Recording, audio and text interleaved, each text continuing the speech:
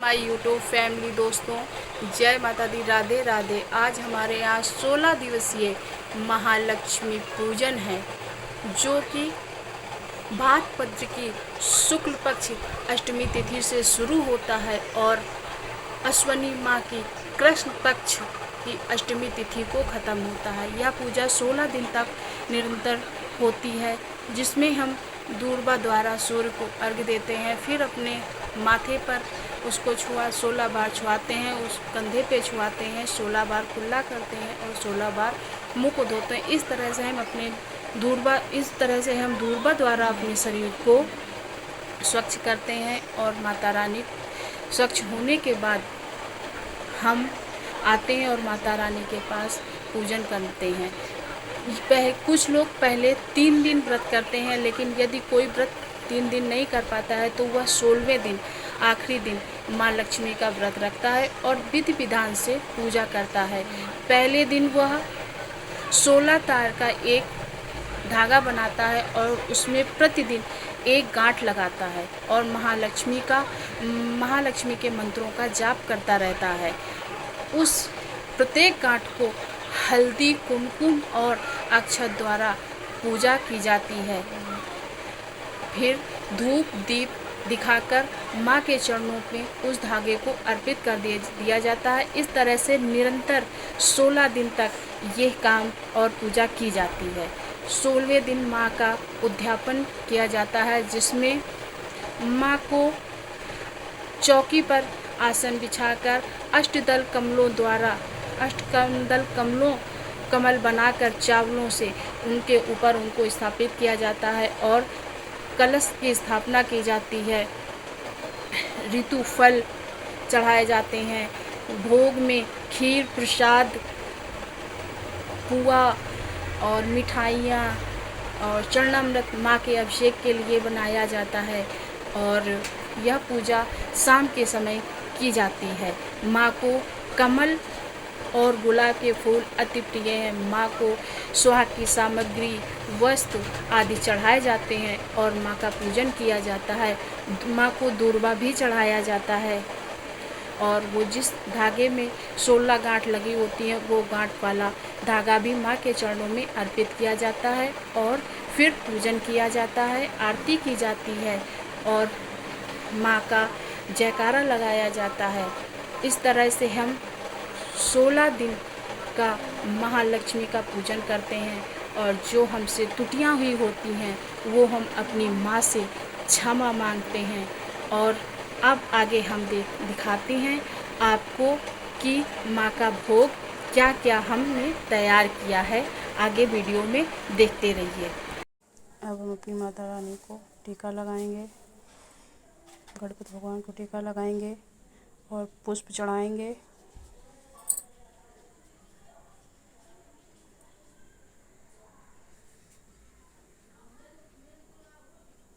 माता रानी को कमल का फूल अति प्रिय है और गुलाब भी बहुत अच्छी लगती हैं, इसलिए माता रानी को हम दोनों तरह के फूल चढ़ाएंगे।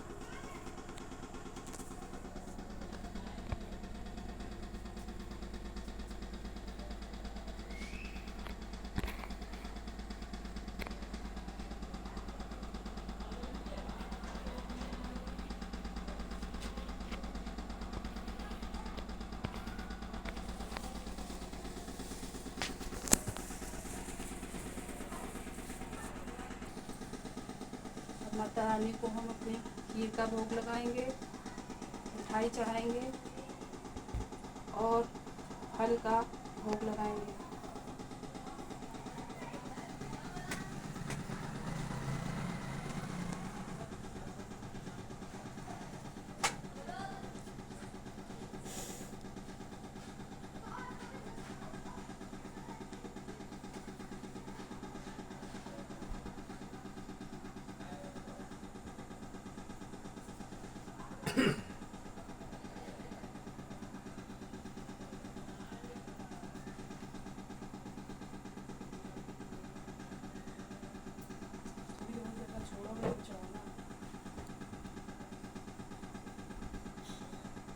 इनके एक साथ चढ़ाओ, एक साथ चढ़ाओ।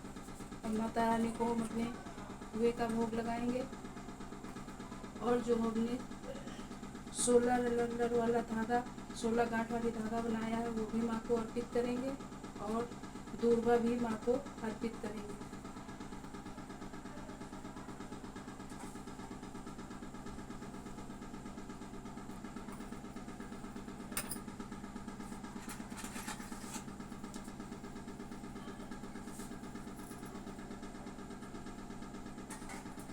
हल्दी घाट चढ़ा दो।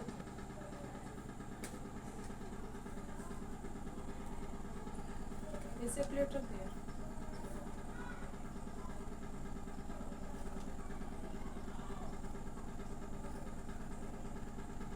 तो स्वाग के सामान अर्पित कर दी है और चरणामृत का भी भोग लगा दिया है, माँ का अभिषेक कर दिया है उससे। अब हाथों में अक्षत लेकर कथा सुनेंगे। माता रानी की हम पुस्तक का पूजन करेंगे।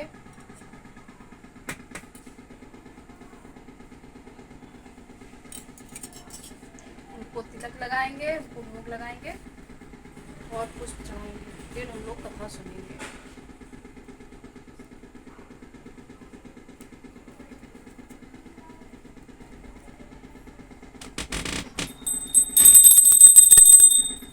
इस व्रत के विषय में भविष्यवाणी महर्षि देवादिदेव वेदव्यास जी हस्तिनापुर आए। उनका आगमन सुन महाराज धृतराष्ट्र ने उनका आदर सम्मान कर राजमहल में व्यवसाय जी के स्वर्ण के सिंहासन पर विराजमान कर अर्धपाद आचमन से उनका पूजन किया। व्यास जी को स्वस्थता होने पर राजा रानी गांधारी ने महर्षि व्यास जी से हाथ जोड़कर प्रश्न किया कि महाराज, आपसे हमारी प्रार्थना है कि स्त्रियों को कोई ऐसा व्रत सरल पूजन बताइए जिससे सुख, पुत्र, पौत्र, परिवार सदा सुखी रहे। इतना सुनकर व्यास जी ने कहा, ये वह श्री महालक्ष्मी व्रत है जिसका पूजन प्रतिवर्ष अश्विन कुमार कृष्ण पक्ष की अष्टमी को किया जाता है। तब राजा रानी गांधारी ने कहा, महात्मन, वह व्रत कैसे आरंभ होता है, किस विधान से पूजन होता है, यह विस्तार से बताने का कष्ट करें।